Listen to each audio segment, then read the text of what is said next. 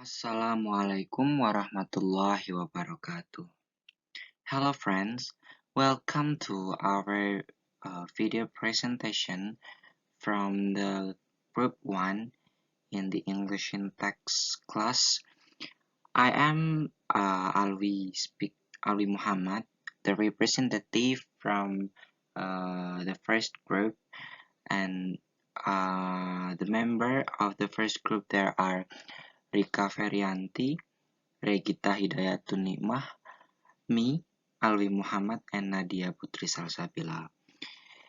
So, we have to discuss about the material from words to major phrase types. Before that, first of all, let me say thanks to our God, Allah Subhanahu wa Ta'ala, who has given us mercies and blessings so we can finish this task, this video presentation.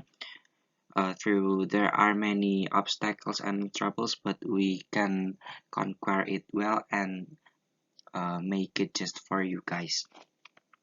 And secondly, salawat and salam may always be given to the messenger of God, our Prophet Muhammad Sallallahu Alaihi Wasallam, who has guided us from the darkness to the brightness in order to enter God's paradise. So guys, we will discuss about the material from words to major phrase, the chapter 2 of our class in English and text. Okay, English syntax is the study about grammar to form grammatical sentences. We can start from words or lexical categories to form grammatical sentences. Lexical categories can then form a larger one into phrase, and phrase will form a clause, and clause can form a good sentence. And then this is the process from the words into a phrase, into a clause, and into a good sentence. Bank can make a phrase the bank, and then we can make also a clause from this words and phrase. The bank where most people put their money. It is a clause. And then we can also form a good sentence with this clause. The bank where most people put their money located in Surabaya. This is the process from the words into the phrase and clause and then sentence. But what we are discussing about is about a phrase. So let's talk more about the phrase. The first one is lexical categorize. What is lexical categorize? The first one in lexical categorize is noun, and then verb, adjective, and adverb. But those categories can be classified into three key criteria. The first one is meaning, and then morphological form, and syntactic function. Now we are going to the verse about meaning. Actually, each of category has its own meaning. For example, noun. Noun referring to an individual or entity, and then a verb referring to an action, adjective referring to a property, adverb referring to the manner, location, time, or frequency of an action. So in bahasa, noun we can say as a kata benda, and verb in bahasa we can say as a kata kerja, adjective is kata sifat, adverb is kata keterangan. Dan kata keterangan itu dalam adverb ada banyak, ada keterangan tempat, waktu, dan lain-lain. Nah, itu pengelompokan lexical categories based on the meaning. And then we are going to the next tabs based on the morphological form. seperti yang kita pelajari dalam semester ini tentang morfologi itu adalah cara tentang pembentukan kata. Jadi di sana ada banyak cara pembentukan kata, tapi yang di sini difokuskan tentang suffix atau prefix dan lain-lain. Contohnya yang pertama, noun plural morphem. So, ada noun ketika plural itu jamak, itu secara umum atau kebanyakan kata noun itu akan ditambahin dengan akhiran s. Seperti ini contohnya, actor kalau singular, but when actor becomes plural, it will become actors. Noun possessive. Jadi dalam bahasa possessive itu menunjukkan kepemilikan. Jadi tanda atau penambahan dalam ilmu morfologi di sini seperti yang dijelaskan dalam contoh mens. Jadi penulisannya men apostrof s, mens. Dan kemudian ada verb past tense. Kalau dalam past tense itu ada yang regular dan irregular verb, tapi yang dibahas di sini dalam ilmu morfologi itu kebanyakan ketika past tense atau verb 3 itu kata pertama diubah dengan tambahan ed. Jadi the example walk becomes walked. And then a verb third singular. Verb third singular ini adalah pronoun he, she, dan juga it. Nah, di dalam contoh ini adalah konsep ketika menggunakan kata kerja dalam present tense. Jadi, ketika dalam present tense ini, she, not she walk, but she walks. He laugh, not he laugh, but he laughs. Jadi, he, she, it ini adalah kata ganti orang ketiga yang mana kalau dalam singular itu kita harus tambahkan s dalam konsep simple present tense. And then adjective, comparative, and superlative. Nah, komparatif ini seperti contohnya happier, more beautiful. Jadi ketika syllable dalam kata itu tidak lebih dari 3, misal happy, komparatifnya jadi happier, not more happy. Tapi ketika syllable-nya itu lebih dari 3 syllable, misal kata beautiful, not beautifuler, but di dalam konsep komparatif akan menjadi more beautiful. Seperti halnya dengan konsep superlatif. Tapi kalau superlatif ini jadinya tambah est jadi happiest, dan dalam syllable yang melebihi 3 syllable itu akan berubah menjadi the most beautiful. And then adjective with suffix ly to create an adverb. Contohnya clearly, quickly itu berasal dari kata clear and quick. Tapi ketika ada imbuhan di belakang suffix ly itu dia akan menjadi adverb. And then next we are going to discuss based on the syntactic function. So what is the function of noun? So noun itself is described by the adjective, and then adjective, the function is to describe a noun. Adverb can describe adjective, a verb, and adverb itself. And verb is described by an adverb. Jadi, fungsi dari noun itu adalah dideskripsikan oleh dari adjektif, seperti yang sudah kita pelajari di kelas grammar semester sebelumnya. Dan adjektif itu adalah fungsinya untuk mendeskripsikan noun. Kemudian adverb itu fungsinya untuk mendeskripsikan adjektif, mendeskripsikan verb, dan adverb itu sendiri. Dan sedangkan verb itu adalah dideskripsikan oleh adverb. Seperti yang konsep fungsi dari adverb itu.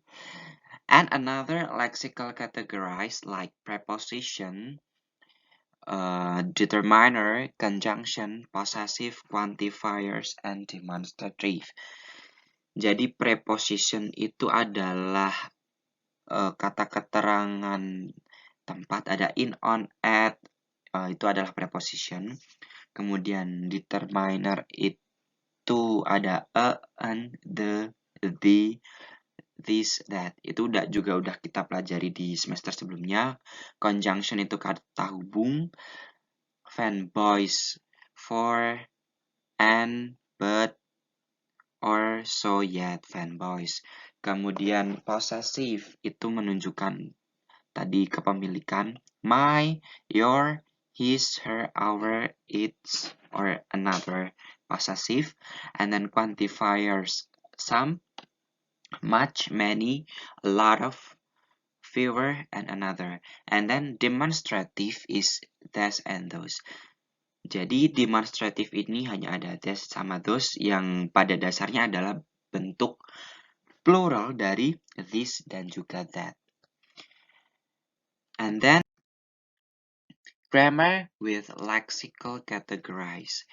Jadi di sini kita tampilkan bagaimana untuk membuat satu kalimat dengan menggunakan type of lexical categories. Jadi untuk membuat sebuah kalimat, rumus yang pertama ada determiner plus noun plus verb and determiner and noun.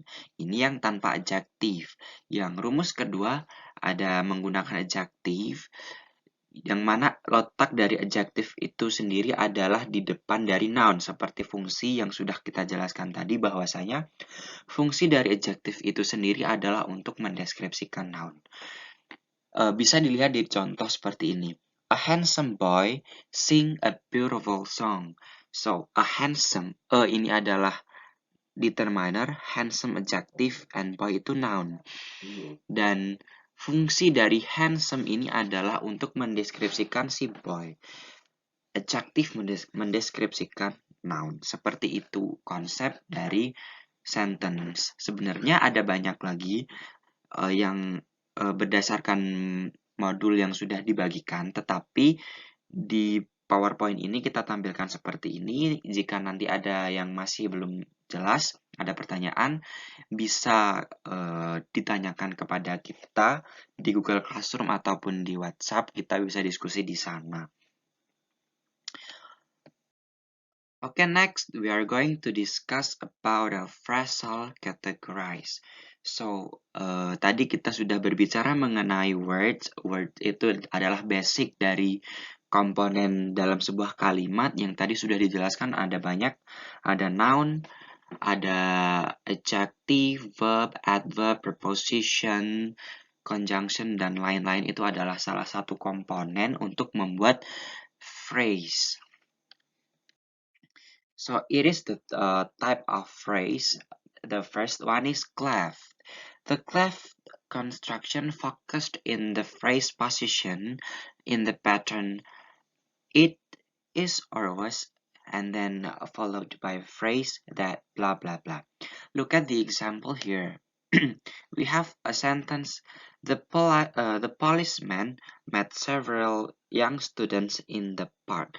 Jadi, dalam sebuah kalimat the policeman met several young students in the park ini kita bisa bagi lagi menjadi beberapa konsep mengenai cleft. Jadi, nanti akan kita bagi menjadi beberapa phrase seperti itu. Yang pertama mengenai konsep it was or it is bla bla bla. Jadi, bisa dilihat di bagian pertama, it was the policeman that met several young students. Jadi policeman ini sendiri adalah phrase. Kemudian diikuti dengan konsep yang berdasarkan dengan kalimat seperti contoh. Seperti itu. Kita bisa arrange sendiri seperti di contoh. And then the second one is constituent question and standalone test. Phrasal categories can also be found in the answer of constituent question, which involve WH word. There is who, where, when, and how. Jadi, phrase ini bisa menjawab pertanyaan-pertanyaan yang mengandung WH word. Jadi konsep tentang who, where, when, and how. Siapa, di mana, kapan, dan bagaimana. Seperti yang di contoh ini, question, where did you lost your wallet? And the answer is in the park. So in the park here is a phrase, and this phrase is answer the question where, which is involved in a WH word. And then we are going to the third one, is substitution by a pronoun.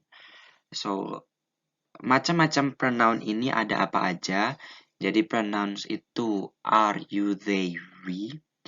Itu adalah kata ganti orang pertama, dan he, she, it adalah kata ganti orang ketiga. Dan another such as there, so, as, and which.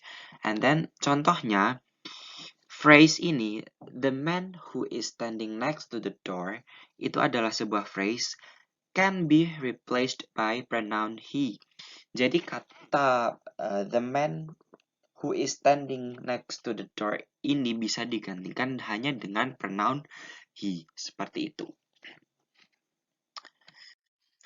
And then the next type of phrase is coordination. So phrases can also be coordinated by conjunction. Jadi yang berperan di sini adalah conjunction, kata hubung. Contohnya, the students were neither in the class nor in the lab. Jadi ada sebuah kalimat yang mana mengandung phrase yang juga dihubungkan oleh conjunction, neither nor. Seperti itu. Okay, next, phrase structure, rules, and grammar. So in this part, we will talk about grammatical structure in constructing a phrase from words like that. So the first one is a noun phrase. So noun phrase is a group of words that have a noun head. So the pattern, the first is determiner and noun. So determiner itself is seperti tambahan untuk membangun sebuah noun phrase, dan noun sendiri itu bisa menjadi head noun-nya. Example is the book.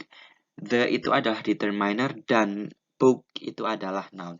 Jadi kata the book ini adalah satu kesatuan dan membentuk frase. Seperti itu. Ada juga determiner kemudian diikuti oleh adjective and noun. Contohnya a beautiful song. Jadi a beautiful song ini adalah satu kesatuan dan membentuk frase di mana komponennya itu mengandung determiner, adjective, dan juga noun. Seperti yang kita jelaskan tadi, bahwasanya adjective fungsinya adalah mendeskripsikan noun. Jadi letak dari adjective itu adalah di depannya noun. Seperti itu. Next is a verb phrase. Jadi konsep dari verb phrase ini patternnya adalah to be, have, has, had, do, does, did, and modals will followed by verb. Ada juga phrasal verb. So phrasal verb is a verb that is followed by specific preposition. Jadi ada kata kerja yang diikuti oleh spesifik preposisi. Jadi ada contohnya look after, look at, and look for. Ini adalah satu kesatuan dan membentuk frase kata kerja dan tidak bisa diganti-ganti kata yang mengikutinya seperti itu. Itu adalah konsep dari phrasal verb. And next, we are going to discuss about adjective phrase. The pattern of the adjective phrase is adjective and then followed by adjective. So here will be two adjective in a phrase. The example is dark blue. Dark is actually an adjective and blue is also an adjective. So dark blue here is a phrase that the components is double adjective. And then the second pattern is adverb and followed by adjective. The example, completely complex. Completely sebenarnya berasal dari kata complete yang diikuti oleh suffix ly yang akan membentuk adverb. Jadi ujung-ujungnya kata completely ini adalah adverb, bukan adjective lagi. Dan diikuti oleh complex, yang mana itu adalah adjective. Jadi completely complex ini adalah satu kesatuan yang membentuk phrase yang mana komposisinya mengandung adverb dan juga adjective. Dan rumus yang ketiga adalah adjective yang diikuti oleh adverb. Contohnya good enough. Seperti itu. And next, we are going to discuss about adverb phrase. Jadi, adverb phrase ini rumusnya adalah preposition yang akan diikuti oleh modifier. Jadi, yang sudah di bold oleh warna ini contohnya to the office ini actually is an adverb phrase. To the office. To is a preposition and then the office itself is a modifier. The office is actually can be formed as bentuknya bisa sebuah noun phrase. Jadi the office itu bentuknya juga bisa noun phrase. Modifier itu bentuknya bisa juga noun phrase. Ini untuk membentuk kata keterangan tempat. Kemudian in the early morning. In the early morning ini adalah kata keterangan waktu. In adalah preposition. The early morning itu adalah modifier yang menunjukkan kata keterangan waktu. Seperti itu. Nah, ada juga preposition phrase. Ini nggak jauh beda dengan adverb phrase. Yang mana patternnya adalah preposition yang diikuti oleh noun phrase. Seperti yang dimiliki oleh modifier dalam adverbnya tadi. Contohnya di sini ada on the table. On adalah preposition dan the table adalah noun phrase seperti itu. Ini adalah how to form a preposition phrase. So guys, I think that's all is about our video presentation this time. We hope that you guys can enjoy this video and will understand what we talk about in this material, in this chapter. But if you have any question, please let us know your question and then we will try so hard to answer your question as well. So that's all that we can explain to you about the material in the chapter 2. Thank you for watching this video until the end. Thank you for a really nice attention. We are sorry if we have many mistakes when we presented this video.